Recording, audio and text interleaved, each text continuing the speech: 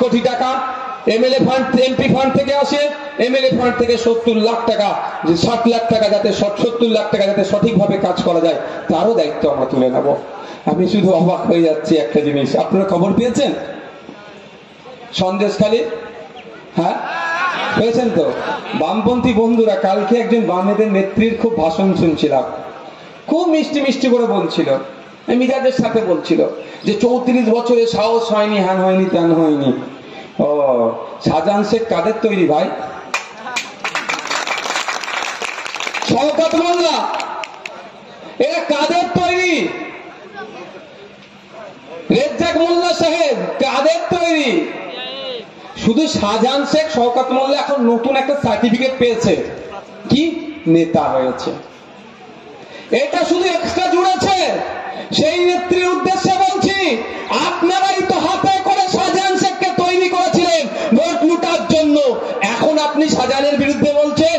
শাহজাহানকে তৈরি যদি না করতেন আজকের এই দিন দেখতে হতো না, সন্দেশখালীর মায়ের সাথে অত্যাচার হতো না। দোষী তো আপনারা। আজকে মিষ্টি মিষ্টি কথা বলেছে, তখন লাঠিয়াল করে রেখেছিল, মস্তান করে রেখেছিল, গুন্ডা করে রেখেছিল। দিদিমণি এসে ওকে একটু এক্সট্রা একটা সার্টিফিকেট দিল কি তুই নেতা। হ্যাঁ আজকে মিষ্টি মিষ্টি কথা বলছে। এটা চাকরি চুরি গিয়েছে 26,000। একটা কথা বলছিল কাকড়ার চালের কথা, আপনাদের বলে রাখি, আপনারা আমার বাড়ির সন্তানরা, দিন আনে দিন খাই আমরা। মাস গেলে কৃষক যারা আছেন 7,000-এর নিচে ইনকাম আপনাদের, আমি বলে রাখছি আপনাদেরকে। 7,000 টাকার নিচে গড় মাসিক ইনকাম আপনাদের। তারপরেও ছেলে মেয়েদেরকে এখানে কলেজ নাই, বাইরে কলেজে পড়াচ্ছেন, কলকাতায় পড়াচ্ছেন, হোস্টেলে পড়াচ্ছেন, দিন রাত মেহনত করে ইনকাম করে সেগুলোকে পড়ালেন কেন? ছেলে মানুষ হবে, শিক্ষিত হবে, চাকরি করবে, চাকরি শেষ যখন করবে মাইনেটা যখন পাবে একটু শান্তিতে থাকবো, তাই তো? কেউ ভ্যান চালায়, কেউ চা বিক্রেতা, কেউ সবজি বিক্রেতা, একটাই লক্ষ্য এটাই যে আমি ছেলে মেয়েগুলোকে একটু মানুষ করি কষ্ট করে, ওর মাইনেতে আমার চলবে সংসার। কিন্তু দুঃখের বিষয় এই তাহের সাহেবদের সরকারেরা, এই অভিষেক ব্যানার্জির সরকারেরা, এই মমতা ব্যানার্জির সরকারেরা কি করেছে? এই চাকরিগুলো বিক্রি করেছে, মেয়েরাগুলোকে বিক্রি করেছে। তবে একটা কথা বলে রাখি আপনাদেরকে, এখানে চ্যালেঞ্জ করে বলছি আমি, সাহস থাকলে আমার চ্যালেঞ্জকে গ্রহণ করো। রাম বাম যারা আছে সবাইকে বলছি, সব চাকরি বিক্রি হয়নি, কিছু মেধার ভিত্তিতে হয়েছিল। আজকে অপদার্থ রাজ্য সরকারকে বারবার এসএসসি কে কোর্ট বলেছিল কারা স্বচ্ছভাবে নিয়োগ করেছে তাদের লিস্ট দাও, সেগুলো বাদে যারা অস্বচ্ছতা অবৈধ পন্থা অবলম্বন করে হয়েছে, তাদেরকে বাতিল করতো, কিন্তু রাজ্য সরকার সেটাকে দেয়নি।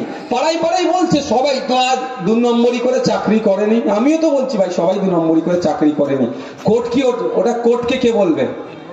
ওটা কে বলবে? রাজ্য সরকার তো তথ্যটা দিতে পারতো এসএসসি যে কাদের কাছ থেকে মাল নিয়ে চাকরি হয়েছে আর কারা। ওনারা এখন ভোটের দরকার হয়েছে বলে সার্টিফিকেট দিচ্ছে, ওনার সার্টিফিকেট আমাদের প্রয়োজন নাই।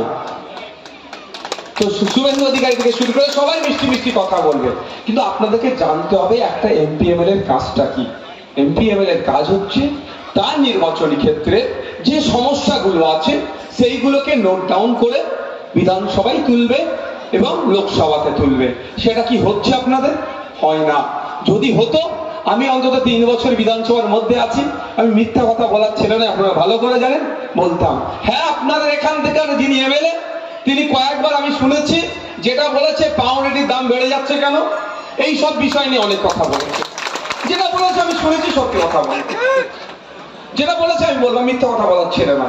কিন্তু এই নদীবক্ষে জমি চলে যাচ্ছে, এই ব্রিজের দরকার, কলেজ নাই, স্কুল নাই, শিক্ষক নাই, এখানকার মানুষের মজুরিটির জন্য ভিন্ন রাজ্যে চলে যেতে হচ্ছে, পরিযায়ী শ্রমিক হয়ে যাচ্ছে।